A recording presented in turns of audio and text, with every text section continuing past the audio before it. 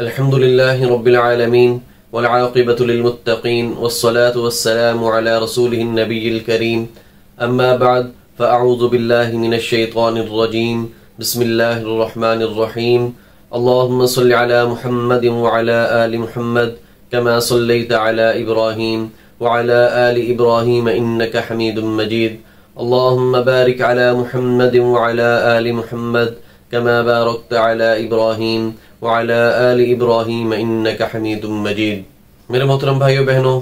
حضرت جابر رضی اللہ تعالی عنہ سے روایت ہے کہ نبی پاک صلی اللہ علیہ وآلہ وسلم نے ارشاد فرمایا، جس کا مفہوم ہے: اے لوگو، میں تمہارے درمیان کتاب اللہ اور اپنے اہل بیت کو چھوڑے جا رہا ہوں، اگر تم نے ان کو تھام لیا تو گمراہی سے بچ جاؤ گے۔ کتاب اللہ میں اللہ تبارک و تعالیٰ کے احکامات ہیں اور نبی پاک صلی اللہ علیہ وآلہ وسلم کی ذات ان احکامات کی عملی تفسیر ہے۔ تو آپ صلی اللہ علیہ وآلہ وسلم نے کیا ارشاد فرمایا؟ میں تمہارے درمیان کتاب اللہ اور اپنے اہل بیت کو چھوڑے جا رہا ہوں، اگر تم نے ان کو تھام لیا تو گمراہی سے بچ جاؤ گے۔ اب یہ اہل بیت سے کیا مراد ہے؟ اہل بیت کا لغوی معنی ہے گھر والے، اور اصطلاح میں نبی پاک صلی اللہ علیہ وآلہ وسلم کے گھر والوں کو اہل بیت کہا جاتا ہے، اور یہ وہ عظیم گھرانہ ہے، اس عظیم ہستی کا گھرانہ ہے کہ آپ صلی اللہ علیہ وآلہ وسلم کا ارشاد پاک ہے، جس کا مفہوم ہے کہ اللہ تبارک و تعالی نے تمام آدم علیہ السلام کی نسل کو دیکھا، پھر آدم علیہ السلام کی نسل میں سے اللہ تبارک و تعالی نے عربوں کو پسند کیا، پھر تمام عربوں کو دیکھا، پھر تمام عربوں میں سے اللہ تبارک و تعالیٰ نے مضر کو پسند کیا، پھر تمام مضر کو دیکھا، پھر اللہ تبارک و تعالیٰ نے اس میں سے قریش کو پسند کیا، پھر تمام قریش کو دیکھا، پھر اللہ تبارک و تعالیٰ نے اس میں سے ہاشم کو پسند کیا، جو کہ آپ صلی اللہ علیہ وآلہ وسلم کے پردادا ہیں۔ پھر آپ صلی اللہ علیہ وسلم نے فرمایا کہ اللہ تبارک و تعالیٰ نے تمام ہاشم کو دیکھا، اس میں سے میرا انتخاب کیا۔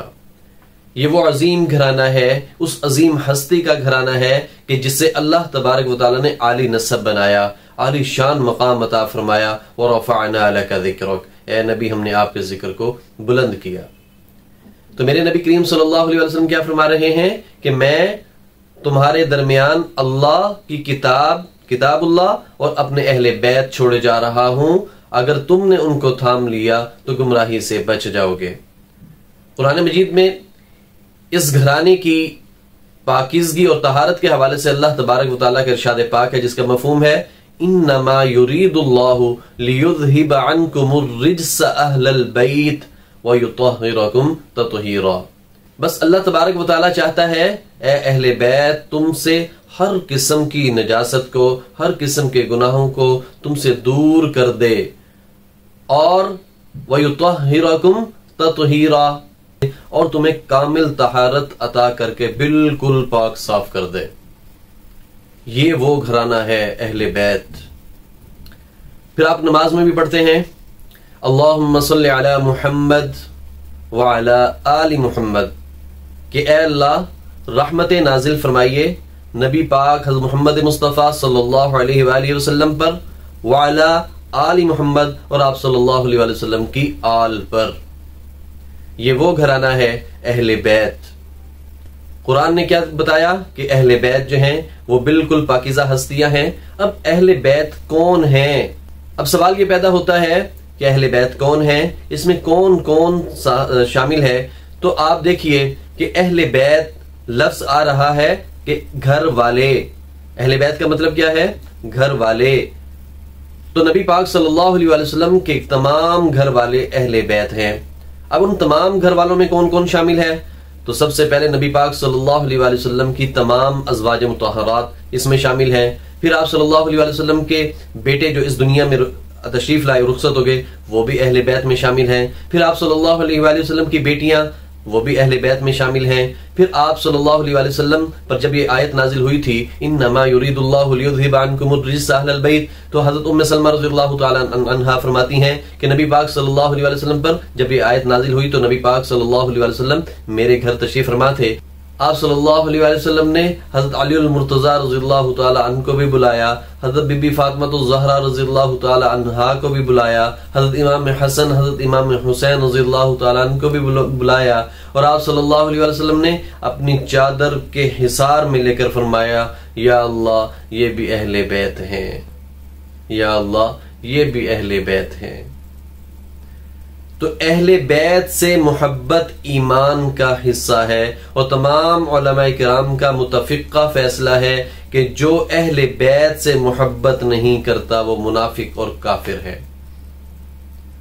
اہل بیت سے محبت ایمان کا لازمی جزو ہے، ایمان کا لازمی حصہ ہے، جیسے کہ میں نے آپ کے سامنے حدیث کو بیان کیا کہ نبی پاک صلی اللہ علیہ وسلم نے ارشاد فرمایا، جس کا مفہوم ہے کہ اے لوگو میں تمہارے درمیان کتاب اللہ اور اپنے اہل بیت کو چھوڑے جا رہا ہوں، اگر تم نے ان کو تھام لیا تو گمراہی سے بچ جاؤ گے۔ یہ وہ عظیم گھرانہ ہے، لیکن افسوس کی بات تو یہ ہے کہ آج امت محمدیہ مختلف فرقوں میں مختلف مسلکوں میں تقسیم ہو چکی، بٹ چکی ہے، جس کی وجہ سے کوئی فرقہ جو ہے وہ صرف نبی کریم صلی اللہ علیہ وآلہ وسلم کی فضائل اور نبی پاک صلی اللہ علیہ وسلم کی سیرت اور محبت کو بیان کرتا ہے اور اہل بیت کو چھوڑ دیتا ہے، تو کوئی فرقہ ایسا ہے کہ جو صرف اہل بیت کا تذکرہ کرتا ہے، نبی پاک صلی اللہ علیہ وآلہ وسلم کی محبت کو چھوڑ دیتا ہے، جبکہ ہونا یہ چاہیے تھا کہ نبی پاک صلی اللہ علیہ وآلہ وسلم کی محبت اور نبی پاک صلی اللہ علیہ وآلہ وسلم کے ساتھ اہل بیت سے محبت کا تذکرہ کرنا میرے اور آپ کے اوپر واجب ہے، میرے اور آپ کے ایمان کا لازمی حصہ ہے، لازمی جزو ہے۔ جس طرح آپ نے سنا ہے کہ کوئی بھی دعا آپ کر لیں جب تک نبی پاک صلی اللہ علیہ وآلہ وسلم پر درود نہ پڑھیں تو وہ دعا قبول نہیں ہوتی، تو میں یہ سمجھتا ہوں کہ کوئی ذکر خیر کرے، کوئی بھی مجلس ایسی ہو جس میں نبی پاک صلی اللہ علیہ وآلہ وسلم کا تذکرہ ہو اور آپ صلی اللہ علیہ وآلہ وسلم کے گھرانے کا تذکرہ نہ ہو، آپ صلی اللہ علیہ وسلم کے اہل بیت کا تذکرہ نہ ہو، میں یہ سمجھتا ہوں کہ وہ محفل بھی قابل قبول نہیں ہے،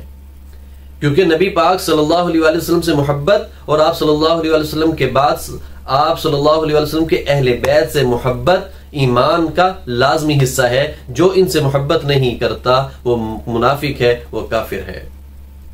تو اللہ تبارک و تعالیٰ سے دعا ہے کہ وہ ہم سب کو نبی پاک صلی اللہ علیہ وسلم کی سیرت سے محبت کرنے اور آپ صلی اللہ علیہ وسلم کے اہل بیت سے محبت کرنے کی توفیق عطا فرمائے، آمین۔ وآخر دعوانا ان الحمد للہ رب العالمین۔